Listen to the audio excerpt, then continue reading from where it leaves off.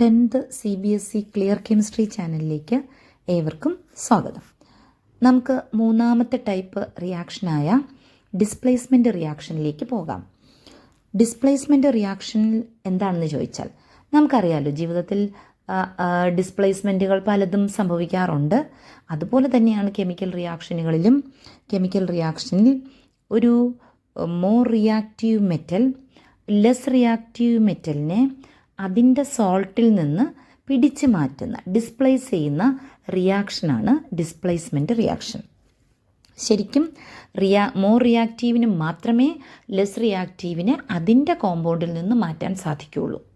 ശക്തിയുള്ളവന് മാത്രമേ ശക്തിയില്ലാത്തവന് ജീവിതത്തിലായാലും റീപ്ലേസ് ചെയ്യാൻ പറ്റുള്ളൂ.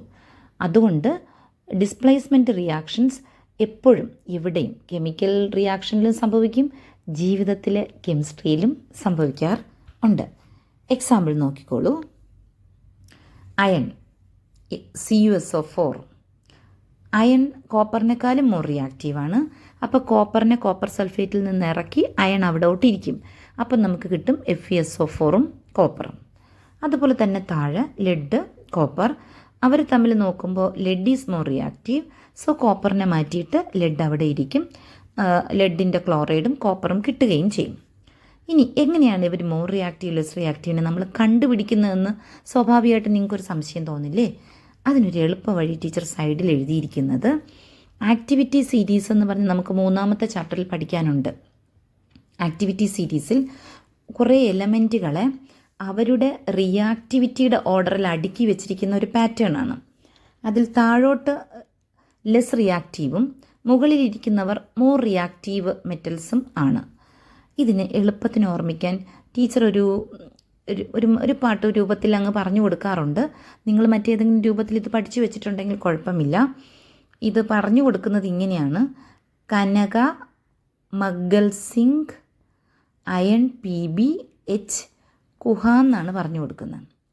കനക Ka4 കായ്ക്ക് പകരം K, ന Na, Ka Ca, മഗ് Mg, അൽ Al, zinc Zn, iron Fe, lead Pb, H, കുഹ എന്ന് പറയുമ്പോൾ CuHaa എന്നാണ് നമ്മൾ എഴുതുക. Cu4 copper, H4 Hg, first A4 Ag, അടുത്ത A4 Au. ഈ പാട്ടങ്ങ് പഠിച്ചു വെച്ചിരുന്നാൽ നമ്മൾ പാട്ട് പാടുമ്പോൾ ആദ്യം വരുന്നവൻ മോർ റിയാക്റ്റീവാണ്. അയാൾ മോർ റിയാക്റ്റീവായിട്ടുള്ള ആൾ ഒറ്റയ്ക്കിരിക്കും. ആ ഒറ്റയ്ക്കിരിക്കുന്ന ആൾ കൂട്ടത്തിലിരിക്കുന്ന വീക്കനെ വലിച്ചു മാറ്റിയിട്ട് അതാ സ്ഥാനത്തിരിക്കും. അതാണ് ഡിസ്പ്ലേസ്മെൻറ്റ്. പാട്ട് ഓർമ്മിക്കുക: കനക മഗ്ഗൽ സിംഗ് അയൺ PbH കുഹ. എന്നിട്ട് ആ എലമെൻറ്റ്സ് എഴുതി നോക്കുക, അല്ലെങ്കിൽ അത് പറയുമ്പോൾ ആ എലമെൻറ്റ്സിനെ ഓർക്കാൻ ശ്രമിച്ചിട്ട് ആദ്യം പാട്ടിൽ വരുന്ന ആൾ മോർ റിയാക്റ്റീവാണ്. അങ്ങനെയുള്ള ആളിന് അയാൾ ഒറ്റയ്ക്ക് വന്നാൽ ഡിസ്പ്ലേസ്മെൻറ്റ് റിയാക്ഷൻ ഉറപ്പാണ്.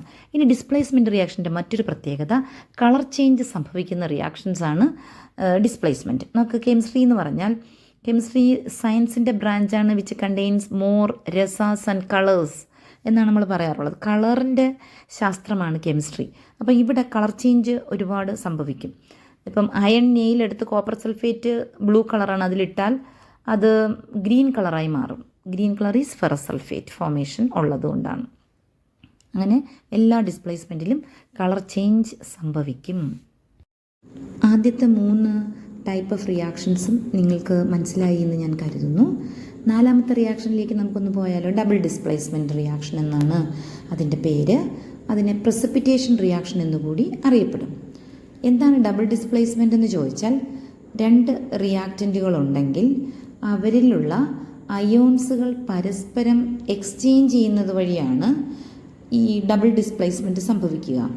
ആ സമയത്ത് തന്നെ, അങ്ങനെ അയോൺസ് എക്സ്ചേഞ്ച് ചെയ്യുന്ന സമയത്ത് അവിടെ ഒരു പ്രസിപ്പിറ്റേറ്റ് ഉണ്ടാവും. പ്രസിപ്പിറ്റേറ്റ് അടിഞ്ഞു കിടക്കുന്നതാണ്, പ്രസിപ്പിറ്റേറ്റ് ഉണ്ടാവും. അതുകൊണ്ട് തന്നെ ഈ റിയാക്ഷനെ പ്രസിപ്പിറ്റേഷൻ റിയാക്ഷൻ എന്നുകൂടി പറയും. ഇതിൽ ഒരു എക്സാമ്പിൾ മാത്രമാണ് നിങ്ങൾക്ക് ടെക്സ്റ്റിൽ കൊടുത്തിട്ടുള്ളത്.